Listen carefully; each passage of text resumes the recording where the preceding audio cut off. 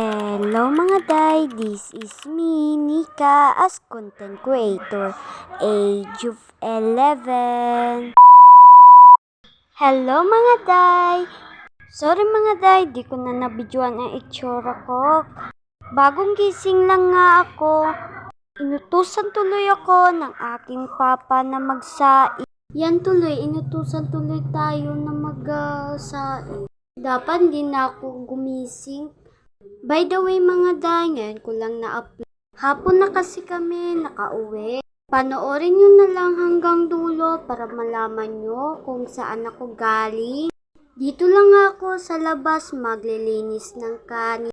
Naguhugas nga ng pinggan ang aking ate doon. Di ko nga siya pinapansin dahil nag-away kaming dalawa. By the way mga day, tinanggal ko nga ang gripo. Parang malakas ang daloy ng tubig.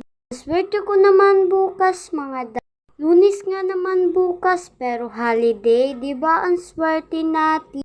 Nililinisan ko na nga dyan ang kanin. Kamusta pala ang exam nyo mga day? Mababa ang score nyo na. Joke. Sa akin nga mababa pero nakapasa ako. Nilagyan ko nga ulit ng tubig at nililinisan. Pangalawang linis nga naman ang ginawa ko para masiguradong linis talaga mga day. Iba kasi mga day, may mga bato-bato pa sa kanin. Nilagyan ko nga ulit ng tubig. Susukulin lang natin yan mga day. Akala nyo nalilinisan ko ulit na. Ayan nga mga day, sinusukol ko na kung hanggang saan ang tubig. Binuhasan ko nga ng tubig dahil lampas na. Binalik ko na rin nga ang gripo para hindi nga masayang ang tubig mga day. Baka mawala na tayo ng tubig niyan. Ayan na nga ang Maliligo nga ako mga day. Nag-transition na nga ako para madali lang. Ayan na mga day, magsusuklay na nga ako.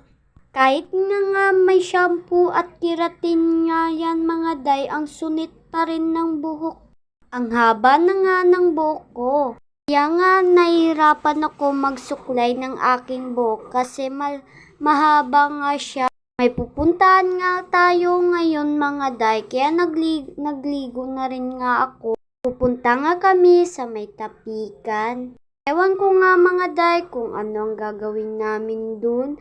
Tapos na rin nga dun ang aming pambot na ginawa. Ba't pa kaya kami pupunta dun mga day? Sabi nga ni Papay, magbibideo daw kami.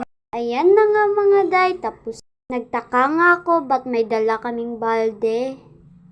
Ayan na mga day, papunta na kami sa kanilang bahay.